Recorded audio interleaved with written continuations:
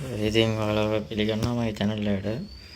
හෙට තියෙනවා අපොත සාමාන්‍ය පෙළ ගණිතය විභාගේ.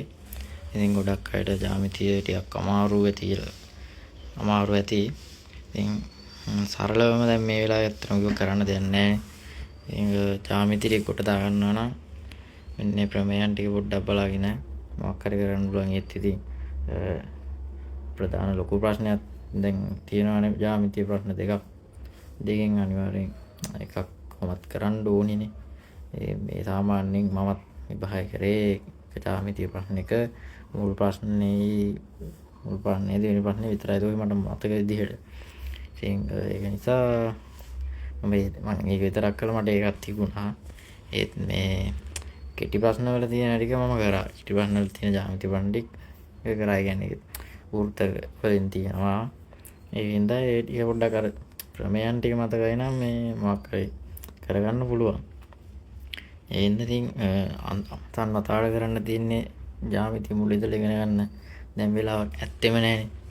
ඒ නිසා අපිට පුළුවන් මේ ප්‍රමේයන් ටික බලාගෙන ගිහිල්ලා මේ හිමින් සැරේ මොකක් හරි කරගන්න. ඒ කෙටි ප්‍රශ්න ටික කරලා කරලා කෙටි ප්‍රශ්න වලින් ලකුණු දෙක ගානේ තියානේ. ඒ ටික බලන්න මේ ප්‍රමේයන් ටික උඩු ප්‍රමේයන් ටික අනිවාර්යෙන් බලාගෙන යන්න ඕනේ. ඉතින් ඒ මොකක් හරි කරගන්න පුළුවන් ඔයාලට.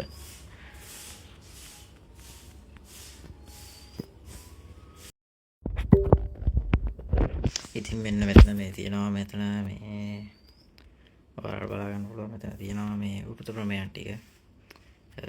උඩු ප්‍රමේයන් ටික මෙතන තියෙනවා. උඩු ප්‍රමේයන් ටික බලාගෙන ගිහිල්ලා කෙටි ප්‍රශ්න වල දෙන උඩු ප්‍රමේයන් ටික නිවැරදි පිළිතුරු සපයා ගන්න පුළුවන් ඔයාලට.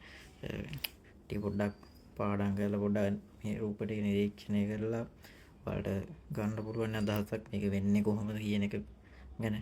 ඒක වෙන පොඩ්ඩක් බලාගෙන ගිහිල්ලා ඔයාලට පුළුවන් ඒ කෙටි ප්‍රශ්න ටික කොට දාගන්න. එතනින් පස්සේ ලොකු ප්‍රශ්නයක් තියෙන වෘත්ත ප්‍රමේයන් තියෙන ලොකු ප්‍රශ්නයකුත් තියෙනවානේ දෙවෙනි කොටසේ.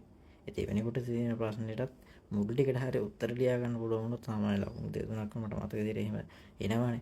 ඒ ලකුණු ටිකත් ඒතර ඔයාලට තියෙනවා.